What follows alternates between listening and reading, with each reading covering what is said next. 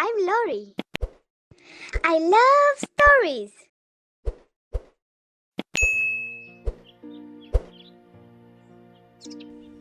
The Tale of Jemima Puddle Duck.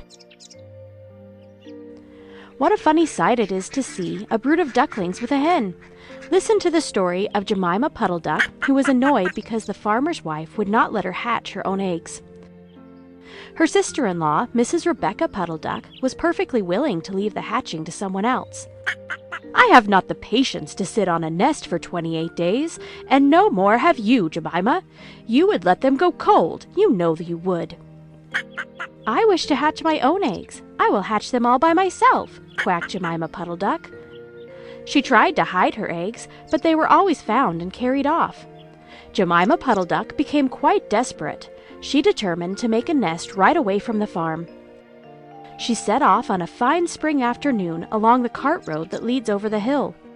She was wearing a shawl and a poke bonnet. When she reached the top of the hill, she saw wood in the distance. She thought that it looked a safe, quiet spot. Jemima Puddle Duck was not much in the habit of flying. She ran a downhill a few yards, flapping her shawl, and then she jumped off into the air. She flew beautifully when she had a good start. She skimmed along over the treetops until she saw an open place in the middle of the wood where the trees and brushwood had been cleared.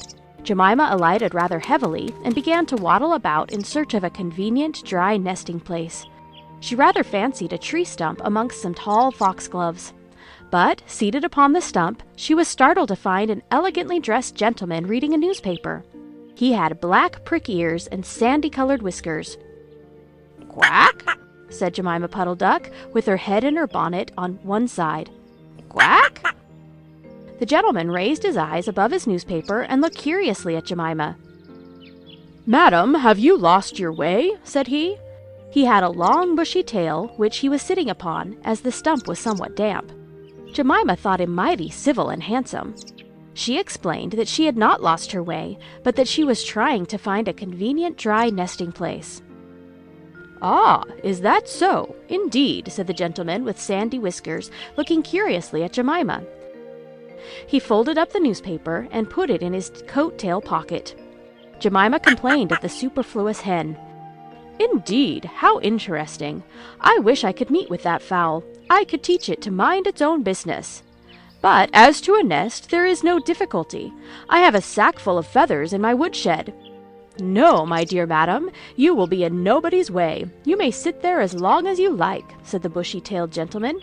He led the way to a very retired, dismal-looking house amongst the foxgloves.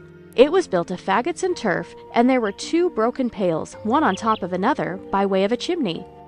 "This is my summer residence. You would not find my earth, my winter house, so convenient," said the hospitable gentleman.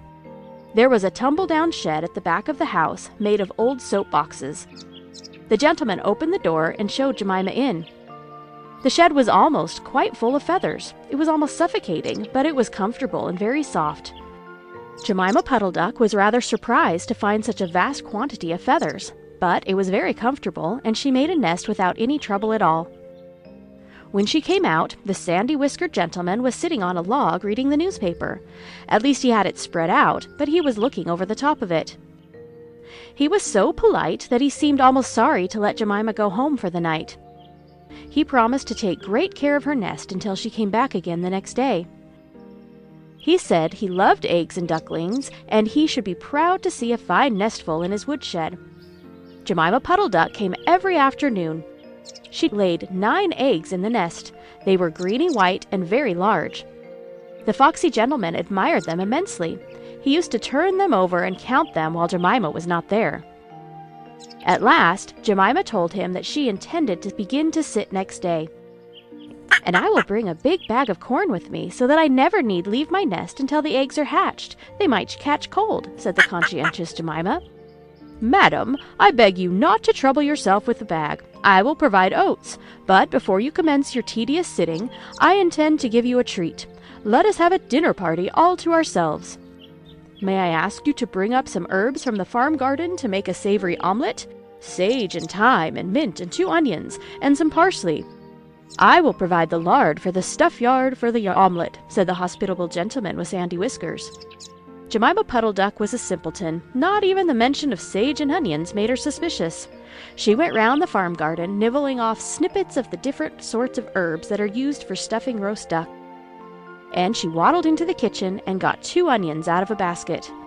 The collie dog Kep met her coming out. "What are you doing with those onions? Where do you go every afternoon by yourself, Jemima Puddle Duck?" Jemima was rather in awe of the collie. She told him the whole story. The collie listened with his wise head on one side. He grinned when she described the polite gentleman with sandy whiskers. He asked several questions about the wood and about the exact position of the house and shed. Then he went out and trotted down the village. He went to look for 2 foxhound puppies who were out at walk with the butcher.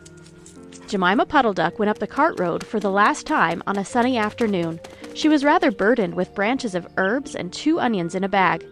She flew over the wood and alighted opposite the house of the bushy, long-tailed gentleman.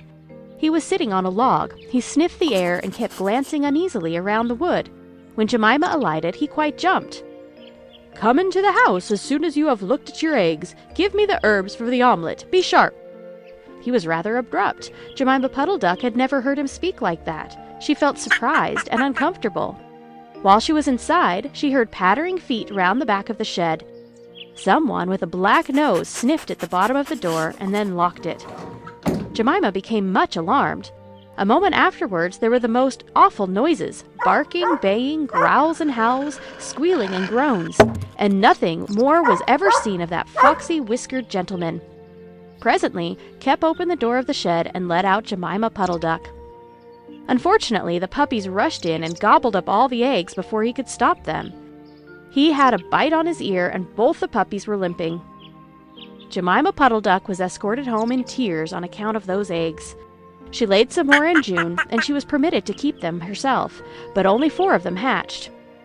Jemima Puddle Duck said that it was because of her nerves, but she had always been a bad sitter.